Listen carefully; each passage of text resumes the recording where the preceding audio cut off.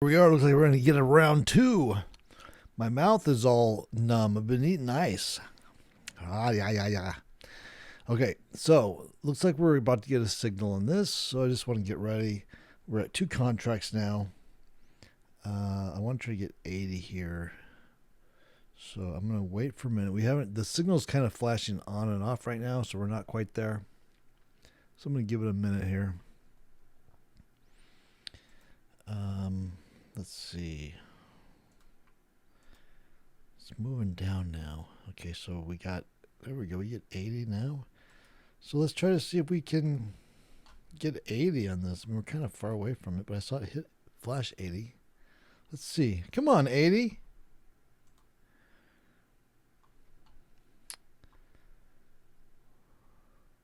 Oh, it's at 77. We could get it. I'm going to let that sit there and work for a minute.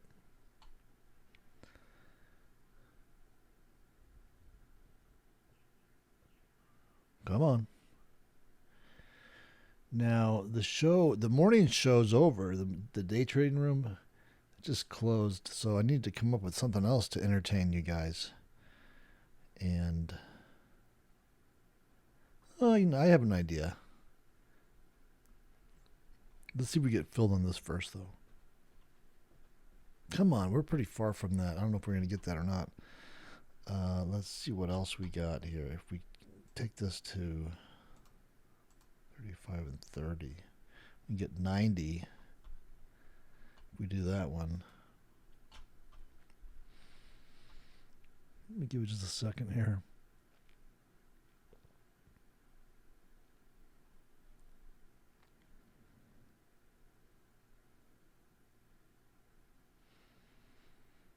Come on, 80.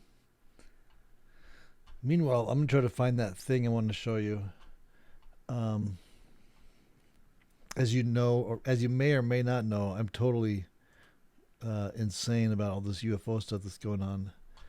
So there's this guy out there. A lot of people say he's a charlatan. He's kind of a weird looking. He might be an alien himself. His name's Stephen Greer. He has this really weird look, and he could be an alien.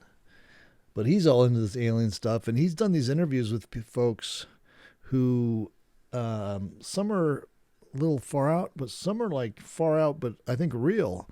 And there's one here by this guy who used to work for the government. He was in the Air Force as a kind of a disinformation guy. That's what his job was. And there's an interview with him where he talks about all that stuff, and I've seen him on other interviews, and this guy's legit. He's a real deal. And he's so convincing. I mean, you listen to him talk about this stuff, and the way he talks about it is like it's just like talking about the weather or something. It's just like this is super common stuff for him to see all this crazy stuff, and I totally believe him. But then at the same time, I think he says he's retired, but maybe he's still trying to put out disinformation. So maybe this is disinformation he's talking about. But I'm gonna find this interview and play it. And just listen to him. Crazy stories, and he seems totally legit and totally believable. Just watch the video, and you can see I totally believe him. I trust this guy, but at the same time, knowing that he was a disinformation guy for his whole career, maybe I don't know what's going on. You tell me. Leave in the comments. I'm gonna find him right now. I'm still trying to get filled. I'm not. Oh, it looks like it's going the other way. So I may what should I do? I may change this to, let's go by a strike here. We can get 80 there. Let's see if we can get 80.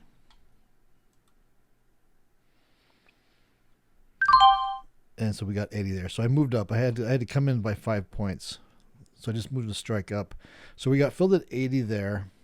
Let me lock this in, and let me get our profit target exit order all set up. So I say analyze opposite trade. I'm looking for 30. I want to buy this back for 30. It'll give me 100. So I'll say create duplicate order. We'll get that off and running. And there we go. So that's working. Here's the trade. We're already making a little bit of money. So that's great. I got another trade here I got to work on here. Hold on a sec. I'm going to go ahead and get out of that.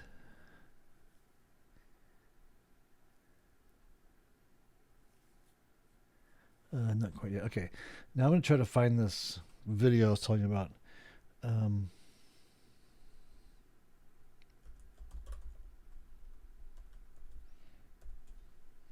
Yeah, this Stephen Greer guy is kind of a weirdo. I mean, maybe not. He seems just odd. Like he's an alien. But let's see, where's his site? His site is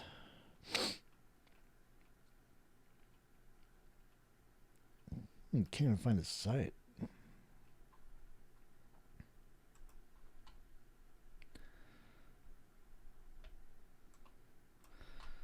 Let's see. Stephen Greer. Maybe this will have a link to his website.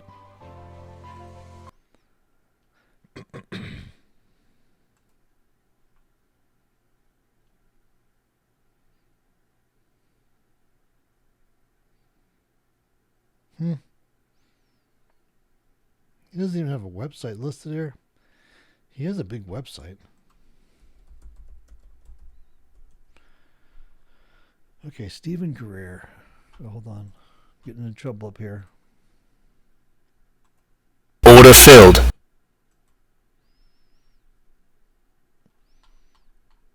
I'm going to get so distracted with this UFO stuff, I'm going to lose all my money. Okay, so where is this website? Stephen Greer. Oh, wait, maybe it's over here. How's this trade doing?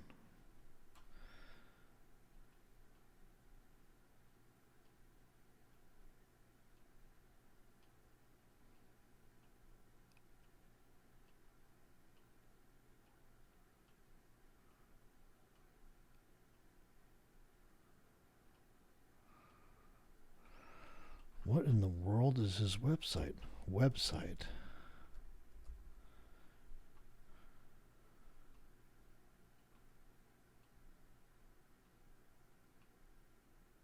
Stephen Greer, DDS. No, that's not him. Come on. I can't believe that I can't find his website. Well, let's see. Let's see. Let's say Stephen Greer, UFO. Let's put UFO, and then let's say Air Force. I think that's 2 words, right? Is it? Disinformation.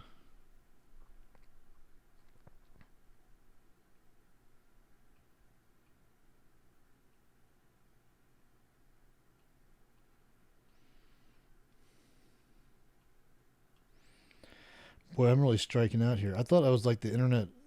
I thought I was a professional internet guy. But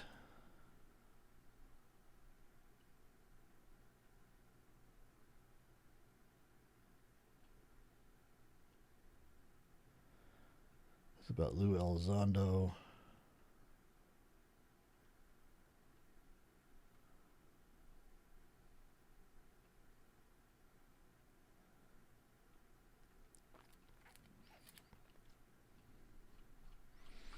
I can't believe this. Maybe Chat GPT will know. I'm going to say, what is Stephen Greer's UFO website? I've never had so much trouble finding a website doing a search engine.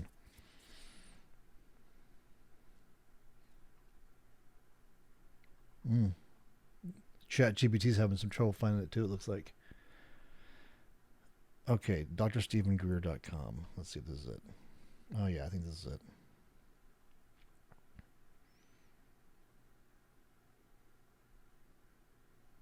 I think it's here. Here we go.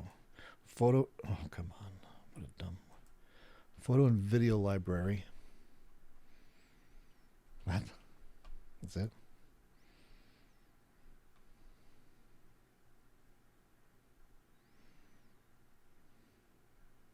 A witness testimony. Maybe that's it. Okay, there's a lot of videos in here. So under this, he's got all these videos where he's interviewed all these people with like who are pretty reputable folks, and you know, check it out. But let me find the one that just kind of blew me away. The one that I just totally like. I believe, man. I mean, he's so believable. This guy right here, Richard Doty. And you can find him at other places too online. And he's interesting dude. But let's watch this.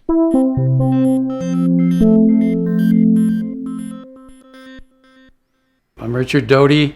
I was assigned as a special agent with the Air Force Office of Special Investigations at Kirtland Air Force Base. I was a counterintelligence officer at the base, and one of my jobs was to conduct counterintelligence operations at the base. And during my time there, my first few months there, I was briefed into a special access program involving the U.S. government's investigation and contacts with extraterrestrial, the visitation of these extraterrestrials to Earth, and the Air Force's involvement with these extraterrestrials. And during this time, I conducted investigations regarding not just the UFO phenomena, but my primary mission, probably 60% of my time was dealt to investigating the UFO sightings and any threats imposed by these extraterrestrials on Air Force or Air Force related property. Right. What year did you first get read into the project? I was read into the project in the summer of 1979. Okay.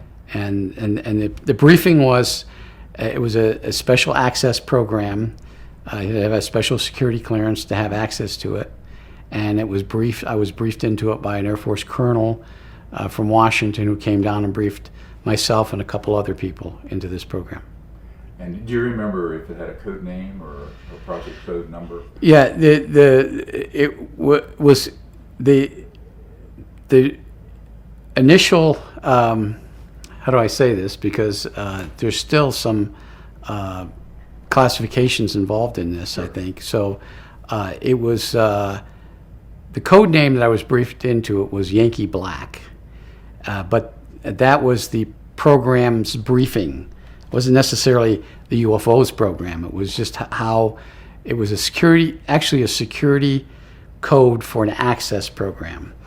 Yankee White was access to the White House, and Yankee Black was the access that you would have to get into this program or right into the program. Right. And what were you told during this briefing, and do you recall the colonel's name?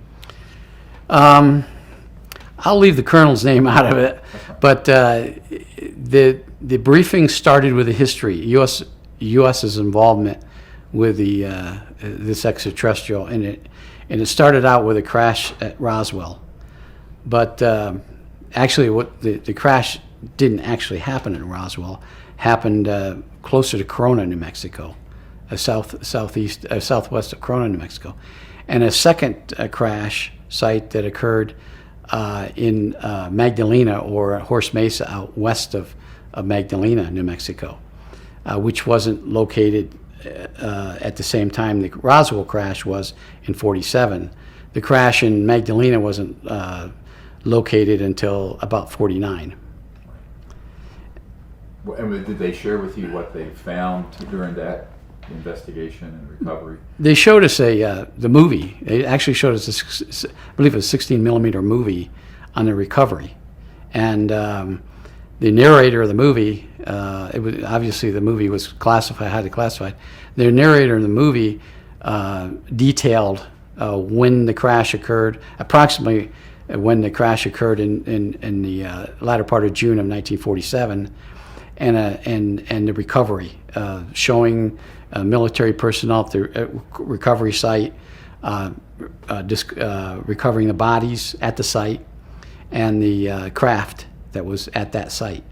And one live extraterrestrial was found at the site, and we were told that the extraterrestrial went to Kirtland Field, Kirtland Air Force Base at that time, and then on to Los Alamos for some time.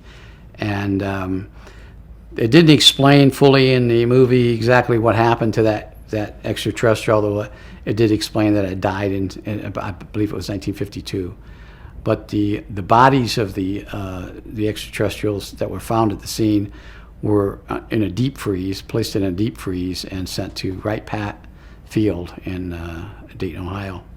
Did they show the actual footage of the craft and bodies? And Yes. So what did it look like? What did they look like? The craft was more or less an oval egg-shaped craft. It wasn't saucer-shaped.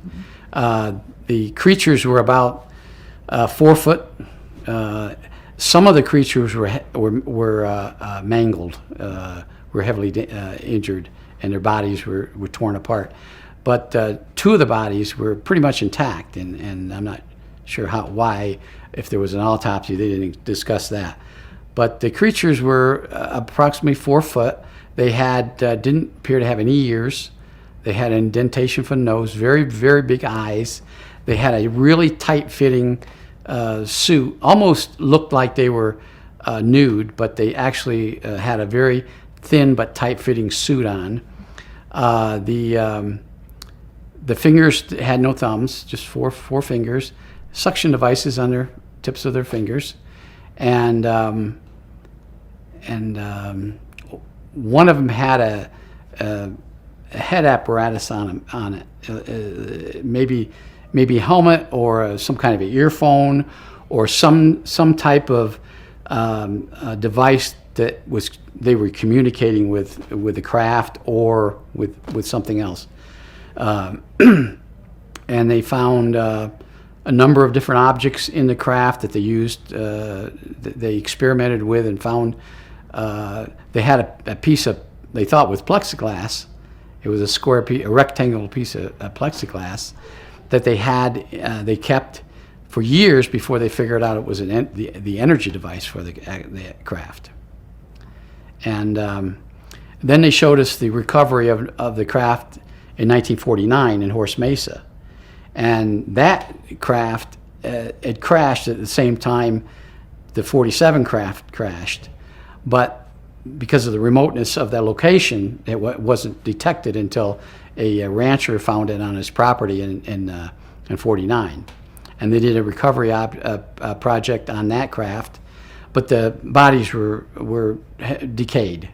And there wasn't much left of the bodies, but the craft was the same type of craft that was found near Corona. It was an oval-shaped craft, but it had damage to it, just like the one at Corona did. And I think the opinion of the scientists were the 2 crafts crashed for some reason, which was never explained. No, I think nobody has it right. One of the things, That's what I want you to talk about. one of the things that is quite disgusting, if you for the people who've ever been briefed in this program, is there's not much out there that's factual. The UFO community disinforms themselves. They provide, people go out there and write books, and without any facts, 90% of everybody that writes these books, these authors, had never been in the military, worked for the intelligence community, never had a security clearance, and they're just relying on second, third, and fourth-hand information to write a book, and then basically poison their readers and the rest of the UFO community. And so the July craft actually it crashed in the end of June.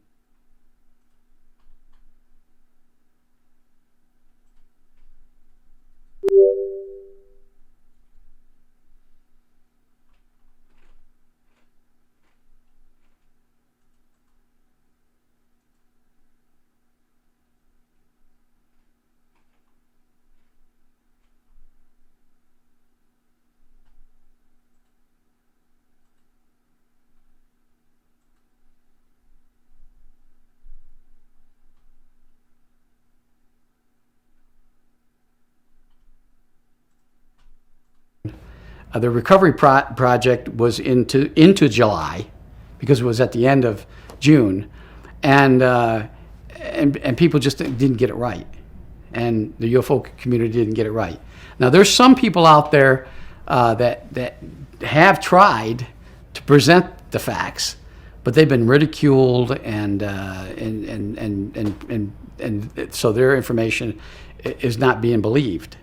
But just like the Horst Mesa crash in '49, very few people have that factual. They think it was an entirely different craft. The craft was exactly the same as the Corona craft, exactly the same. And the damages that they showed in this movie, they showed sketches of the crafts together at some location, and it appeared, if anybody with a logical mind can see, that these crafts crashed together. Why they crashed, I believe the Eben, they call it this particular entity that lived in Eben. He probably explained, but I was never briefed into exactly how he explained that the two crafts crashed. I know it was a lightning storm. It was a storm in that time period when they crashed. But the two crashes have been separated by some people and then discounted by others within the UFO community. And that's what is so disgusting and troubling within the UFO community. That's why I have nothing to do with them anymore. I've tried. I've went to UFO conventions and tried to explain what the truth is, and nobody wants to hear you because they've written a book that says it happened this way, and they're not going to listen to you, even though they really don't know the truth. Right. Don't bother me with the facts my mind is made up. Exactly. I run into it all the time. Yeah. So did the craft, can you describe the actual craft more? Did they show enough of it to get any detail of the sense of its size? It was about 35 foot in diameter across. I mean, 35 by I think 42 or something like that. The interior craft was it didn't have any actual levers or flight control systems that we would identify as a flight control system, or avionics that we would identify as flight avionics. Totally unknown devices in the craft, steering mechanisms. But they eventually, I think, over some time, figured it out, and it was done all by hands. The creatures would put their hands on controls, and they'd have this headset on, and this headset would somehow control or help them control the aircraft. And the avionics were very, very sophisticated avionics that it took us years, I think, to figure it out. And I was never briefed into that, so I can't talk. I don't know anything about what they figured out. But they took the crafts to Wright-Patterson, and at the time, in the late 40s, that was probably the best place to understand or try to figure out. They had the best scientists there to figure out how these crafts flew. Did the energy device used to kind of like plexiglass or translucent, some sort of translucent object? Did you ever get read into any of the modus operandi of that, or how did they figure out how that worked? I was not directly briefed in, but at some time in my career, I read a document in Washington that explained the U.S.'s or U.S. scientists' understanding of what this was. It was an energy device that used zero-point energy. That's what they referred it to, as zero-point energy. And it was connected in such a manner that this device could power, from a very small flashlight or a very small watch up to a city. And the power was determined by what the demand on it was. And so each craft had one of these. The craft that crashed in Magdalena, or in Horst Mesa out west, had a larger energy device than the one found in Corona. And I don't think they could understand why, but they operated in the same manner. Okay. And did they figure out how to apply that into other research projects? Did you find out if this was then studied and put into experimental U.S. Prototypes? I was never So I'm gonna briefed pause this in real that quick. program. I'm sure they did, but Just in case I anyone's can't. out there, I I can't imagine anyone just watching this like watching paint dry. But in case you are, in case anyone's out there watching, I just made a screw up today, so I just realized and I feel like an idiot. So this is a separate trade altogether. This is the QQQ trade. It's like I'm doing some tests on this on a specific setup, and I put this trade on like 10 minutes ago, thinking that I got it all backwards. I put on a bearish trade. I was trying to put on a bullish trade, and I'm thinking, why in the heck is this thing not like coming into profit? It should be, and it keeps getting worse and worse. So I put the exact wrong trade on, like an idiot. So just real quick, I'm going to get out of this. Close that. What an idiot. See if we can get 30 on it. Okay, so we're out of that. Now what I meant to do was, let me just clear all these out of here. Okay, so what I meant to do was, and I still may have time to do it. So what I'm going to do here is I want to go bullish. Gosh darn it, what the heck? Okay, so let's say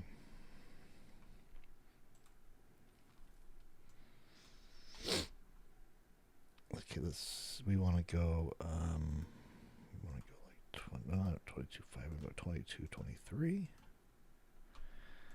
like so. And once I figure this out, if this turns out to be a legit strategy and these tests work out like I'm hoping that they will, I'll totally share this with all you guys. This will be another strategy we can add to our quiver, another arrow we can add to our quiver. Let me just try one more thing here.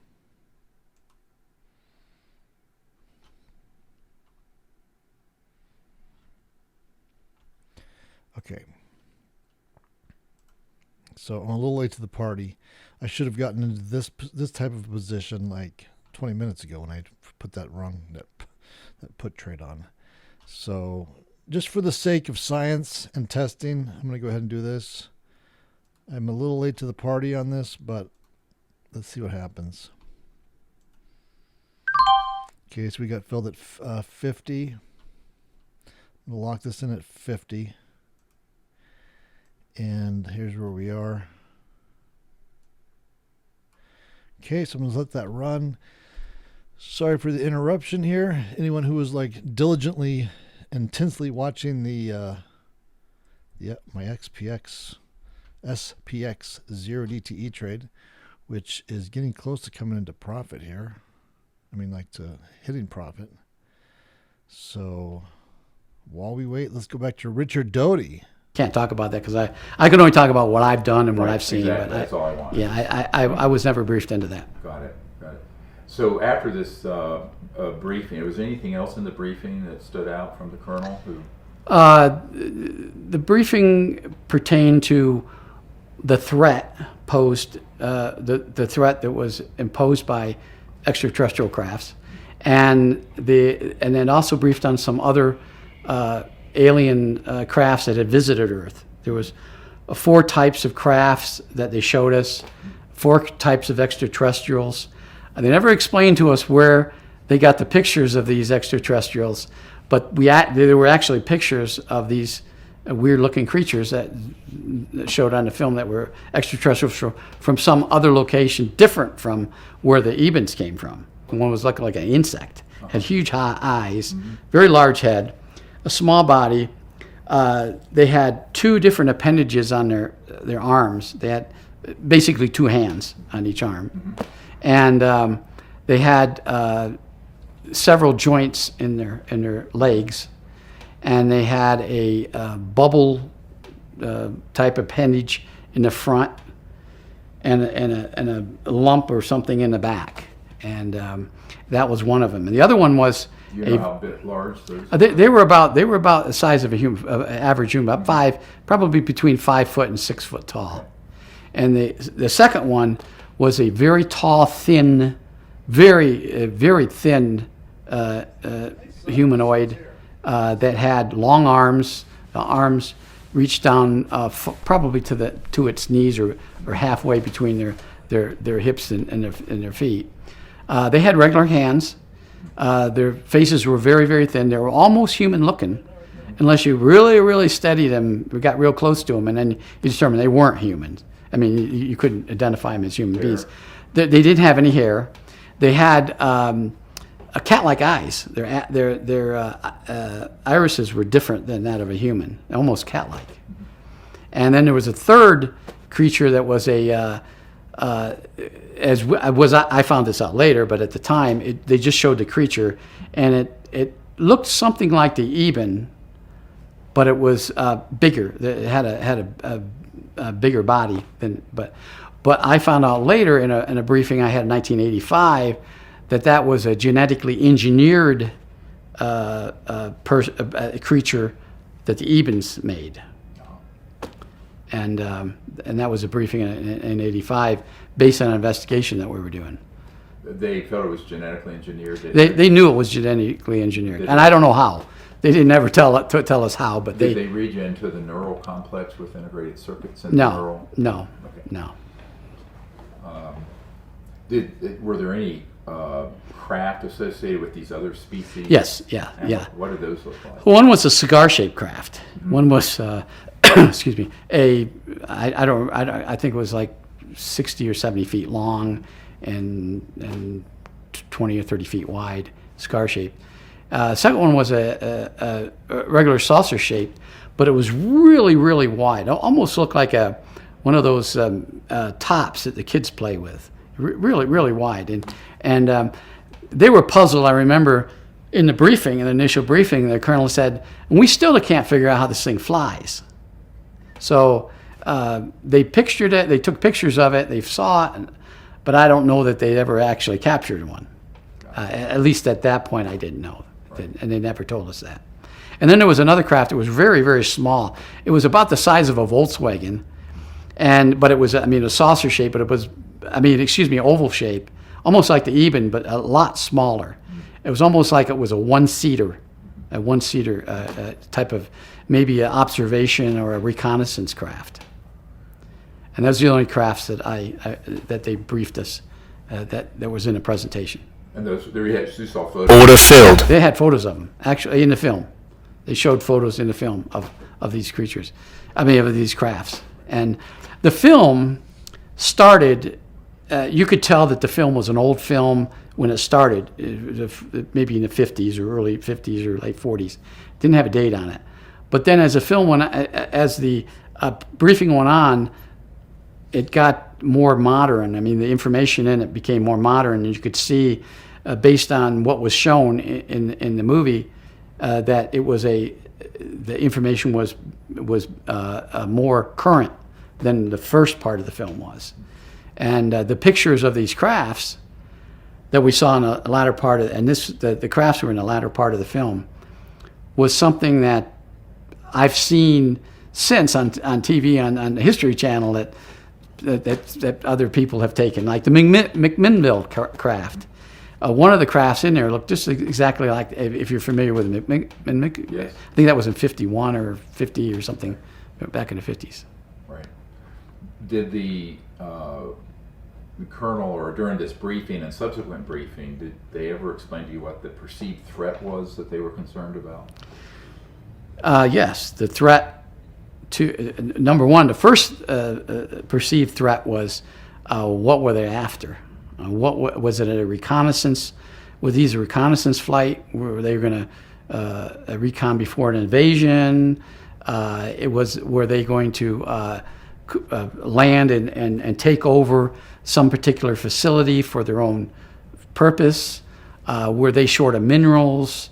Because a lot of what we Order filled. Towards the end of the film was that a lot of these crafts later on were seen over uranium mines and other mining areas, and so they're concerned. What are they after?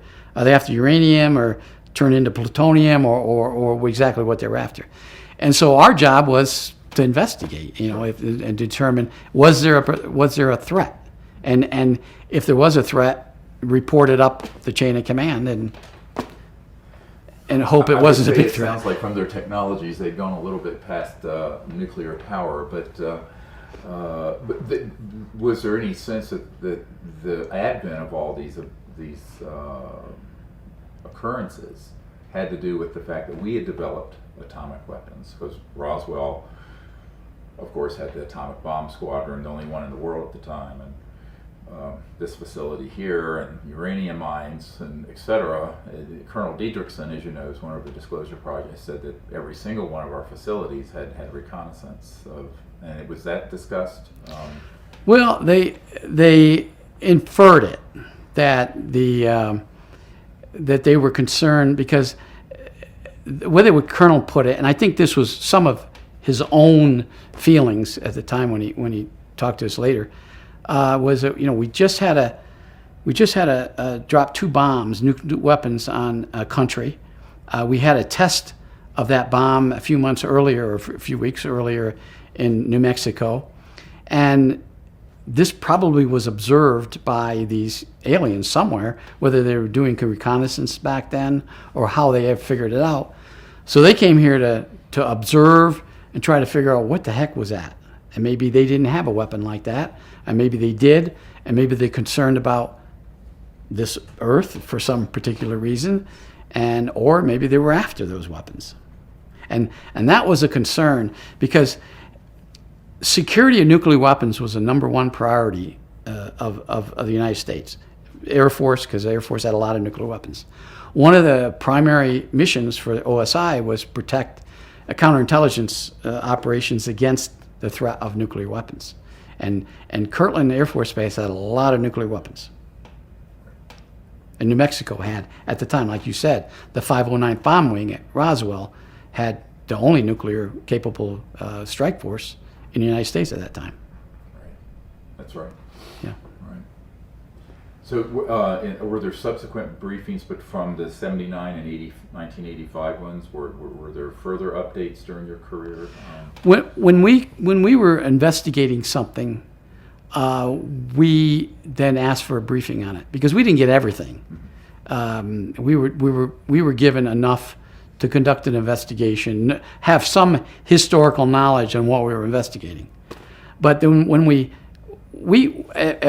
in 81, I believe it was 1981, there was a scientist who died, an Air Force scientist who passed away, and he had an old Army footlocker full of autopsy photographs, and these autopsy photographs were of the creatures that died in the Corona crash. And so we went out to recover all this stuff. And I looked at these things, and it didn't look like humans to me. I looked at this, and these were actual, you being a doctor, you understand, autopsy photographs. And they were still photographs of autopsies. But they had the organs out. And I had a little bit of medical knowledge, not a whole lot. But I had a little bit of medical knowledge and looked at this, and I said, doesn't look like a heart or doesn't look like a lung. But what we found out was, and true, that these Ebens had just one organ that was made up of the heart and lungs. It was just one organ. And they had a couple different stomachs for different digestive reasons. And they had an organ that would take every single bit of moisture out of whatever they ate and fed the body. So they didn't really have to drink a lot of fluids. And when I found all this stuff, I took it in, I immediately classified it. I asked for a briefing. What is this? Is this human or not? Well, on the bottom of each photograph, there was a case number and a date.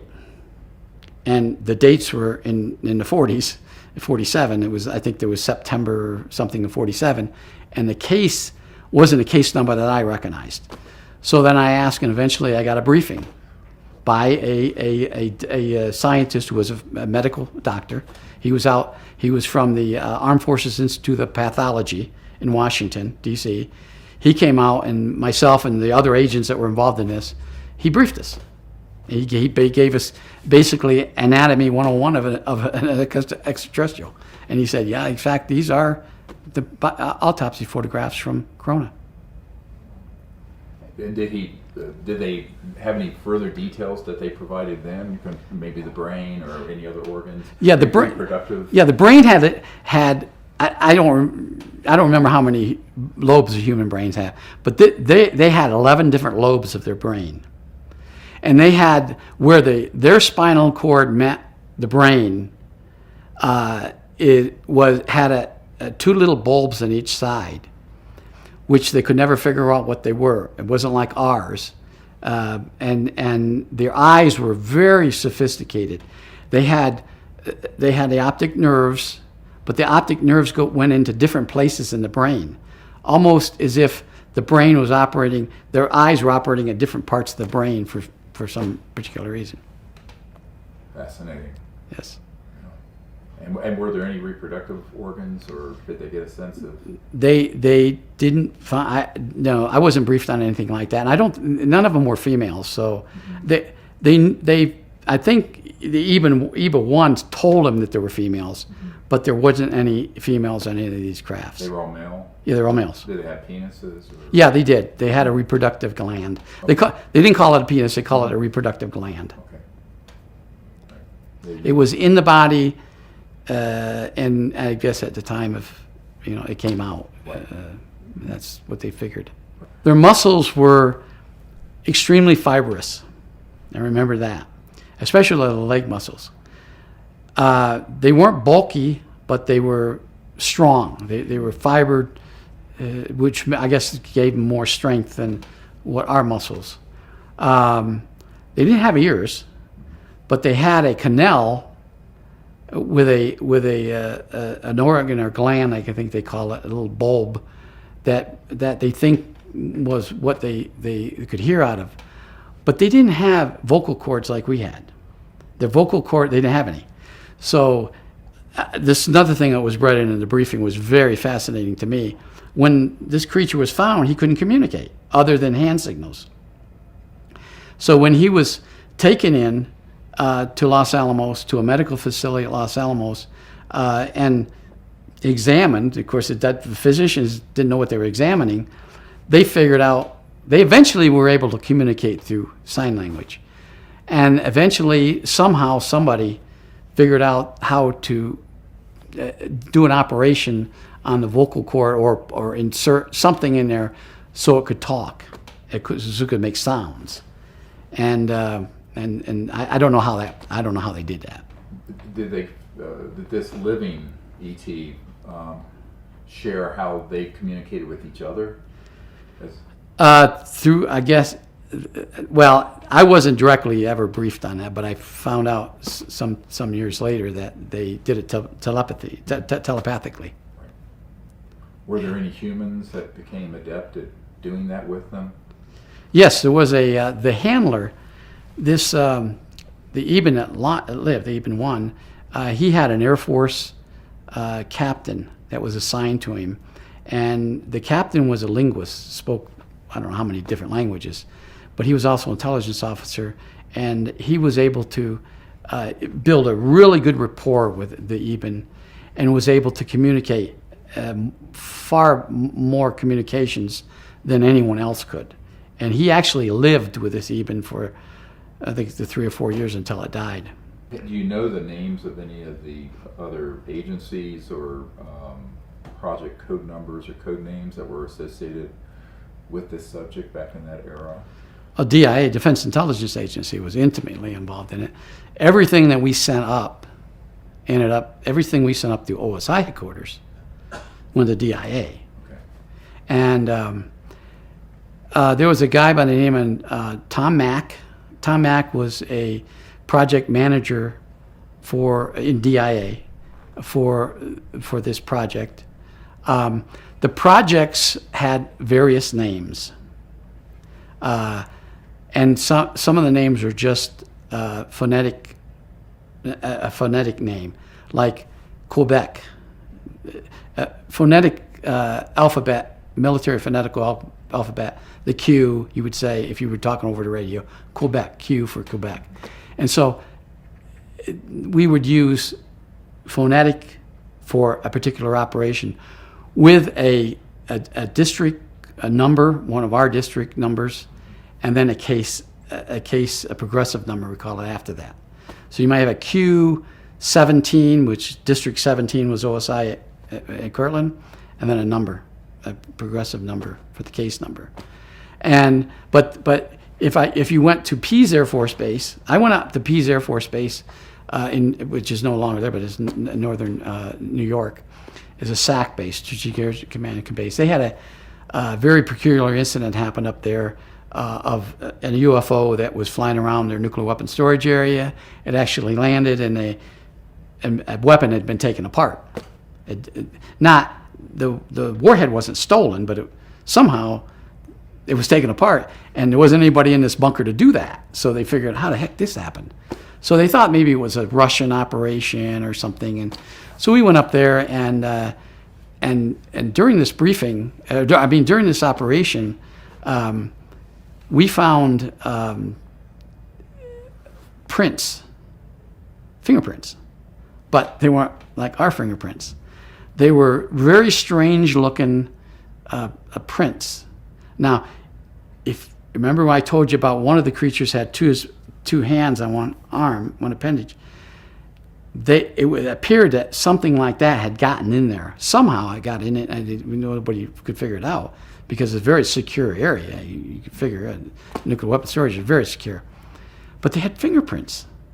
So now we have fingerprints, and that was the first time that we, as a government, actually got extraterrestrial fingerprints.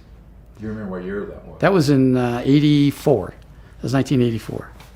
Yeah, it was winter times. I don't remember if it was late winter or early winter because it was snow on the ground. Of course, upstate New York, it's pretty bad. But I thought that was fascinating. But we never could figure out anything other than that it got in, and it took fingerprints. Now there were many, many, many cases of a UFO spotted around nuclear weapons facility, launch control facilities, Ellsworth Air Force Base, Maelstrom Air Force Base, and then SAC bases that had nuclear weapons. Strategic Air Command bases. Yeah. Yes. Right. Yeah. Yeah. Colonel Dietrichson said virtually every facility. Yeah. Had been. Yeah. I read a report where almost virtually everything was, but some of them were more intrusive than just the security forces seeing something flying around compared to creatures found inside an area. And we had that at Kirtland in 1980, where security police at Manzano complex, which was where the nuclear weapons were stored, saw these strange lights out at Coyote Canyon, which was east of the complex, the nuclear weapons complex, and something landed. And so I conducted that investigation, which was extensive investigation, which led into the Paul Benowitz incident. What was that all about? What actually happened with that? Paul Benowitz, or the... Well, both. Okay. I've seen some of the documents about the Coyote Canyon event, and also an earlier one, or around that time, where one of your security officers saw a disc Right. out on the... Actually, one of the security officers from Sandia Laboratories, they had their own security, was checking, was driving around on a graveyard shift sometime after 2 o'clock in the morning, and saw a craft land at a bunker. But the bunker didn't have anything in it, but the craft landed. And when it landed, all the electronics in the vehicle shut off. His engine shut off, his portable radio stopped transmitting, his portable radio in the vehicle stopped. For as long as that craft was on the ground. When the craft took off, everything came back on. And so I investigated that. All we found was that something landed there. Was it on base radar? No radar. I checked it. The first thing I did was checked with FAA. And we had also at Kirtland, we had at that point, at that time, it was pretty a secretive unit that scanned every single frequency that could possibly be generated in and around the base, radio frequencies. And so I went to them, and I said, "Hey, did you guys pick up any strange frequencies on this particular time frame?" Nope.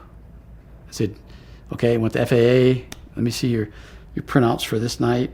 Nothing. So then I thought, well, are these guys making this up or what? Well, then the security police inside Monsanto, I interviewed them separately, and they told me the exact same story. So I thought, it's just makes too much sense to be a fantasy or hoaxing. So we investigated, but we could never find anything regarding that craft. But shortly after that, Major Ernie Edwards, who was the commander of the 1608th Security Police Squadron, the security Air Force security police that guarded Monsanto, came to me and said, I got a phone call from a guy by the name of Paul Benowitz. Order filled. Right outside the base. He lives in Four Hills, which is a housing community just on the other side of the base perimeter. And he told me he's seen all sorts of strange lights around Monsanto. So I said, oh, that's strange. And so I started checking into it, and we found out that Paul Benowitz owned a business right outside the main gate of Kirtland, Thunder Scientific Laboratories. They made humidity sensors for submarines. So he had a government contract, and he had security clearance. So I went and paid him a visit, asked him about what he saw, and he started telling me all sorts of stories about what he saw and what he did and what he thinks they are. So we conducted an investigation just to make sure this guy wasn't a Russian spy. He wasn't, doing all these things. His house was literally just a few feet from the base perimeter. I mean, his backyard bucked right up to the base perimeter, and he had all this sophisticated. Now he was a physicist. He had all this sophisticated equipment on his patio, his upper bedroom patio, that was pointed towards the base, and that's what we were concerned about. So we conducted an investigation on him, not only us, but National Security Agency, because he actually tapped in, and this was classified at one time, I don't believe it is classified anymore. He was tapped in to a National Security Agency, an NSA project that was going on base, and which he shouldn't have been able to figure it out, but he did. Very smart guy. So we had to figure out how we're going to get him away from what he was doing. And so we started slowly convincing him, or not really convincing him, but just giving him the idea that this might be just UFOs, extraterrestrials.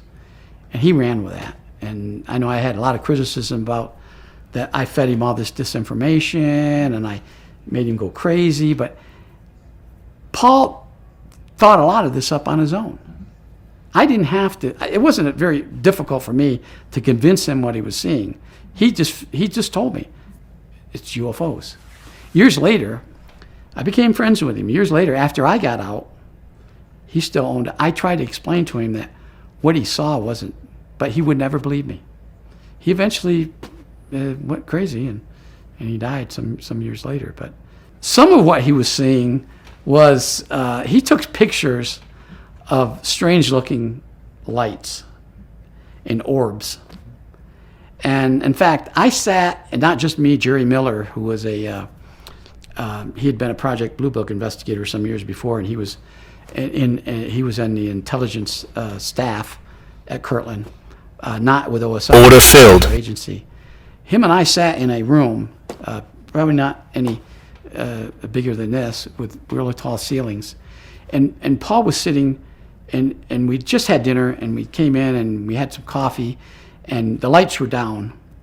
In fact, none of the ceiling lights were on. We had just some table lights on. And we were talking. It was 8 or 9 o'clock at night, in a winter night. And he was explaining to us what he was seeing. And all of a sudden, we see this orb up in the corner of his room. And I looked at it, and I watched it. Nobody else saw it at first. And I kind of elbowed. There was 3 of us there. It was me, Jerry, and another agent by the name of Steve Atzett. And I hit, and Jerry looked up and he said, and we didn't say anything to Paul. And then it started flying around the room, and then, of course, Paul saw it. He said, well, there it is. We looked around like, what the heck is this thing, And so we watched it for maybe 20 seconds, and it disappeared. And went right back to that spot. Well, Jerry thought that it was created by Paul. And Jerry confronted him. He said, Paul, what did you just do? Paul said, no, I didn't do anything. He said, can I look and can I check things out? Yeah, go ahead. Well, Jerry's a scientist too. He looked all over, went up to his room, couldn't find anything that could have generated something like this. It was a ball of light with like little sparklers around it. And he says, that's the aliens. That's their reconnaissance. That's how they keep an eye on me. And a few weeks later, we were in his house without him being.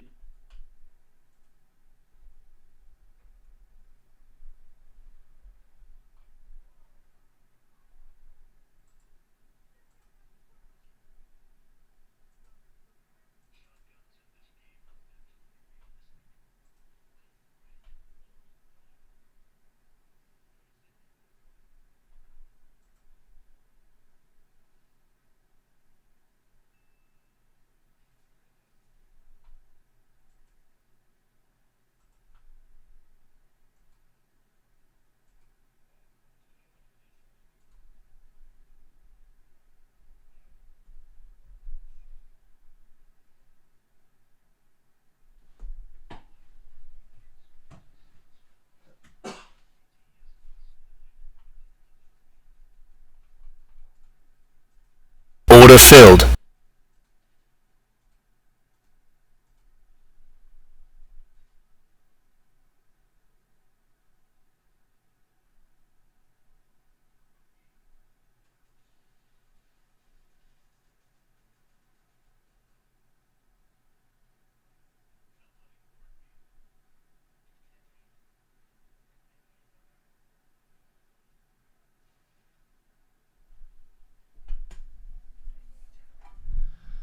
Okay, any second now. Any second now, Zach. This should have already gotten filled. Not yet. Any second now. Come on. Have you been listening to this video up here, Richard Doty? No.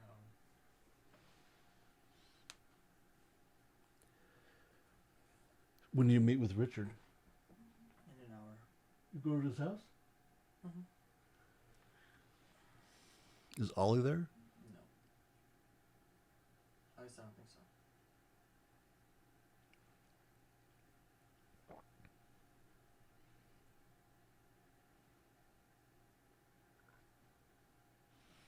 Boy, this is really just hanging on. It's not wanting to give it up.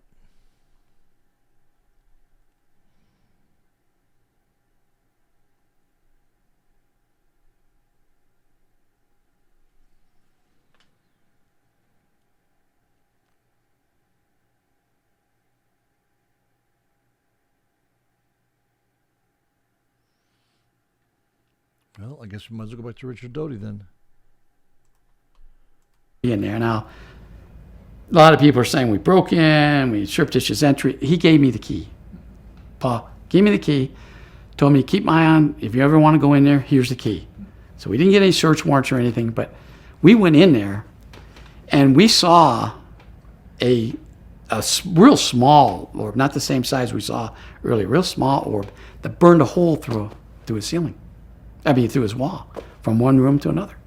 And when we came back a couple of weeks later, we told him about it, and that burn hole was still there. Oh. So at first, we thought Paul was just hallucinating. Okay, there we go, Richard. You know. Thanks. Okay, let's see what we got. So we just got filled at 30 on that. So it's $100. Nice. Let's go to our Excel sheet. So this is going to be 122.24. This is a double dip trade. Second trade. We made $100 on that. The risk was 840. We were in this trade for 55 minutes. We tag that as a double dip trade. Okay, so there we go. Now, is that right? I'm just going to recalculate these again. I never trust these numbers.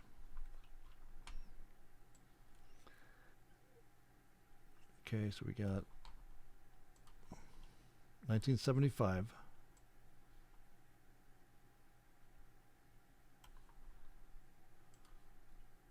640. So together that's 1335. And to go to 3 contracts, we need what? We need 420 times 3. So we can go to 3 contracts now. Good on you. All right, that's it for this one. If you'd like to follow along with this or any of my other trades, just make sure you're subscribed to my channel below, and we'll see you next time.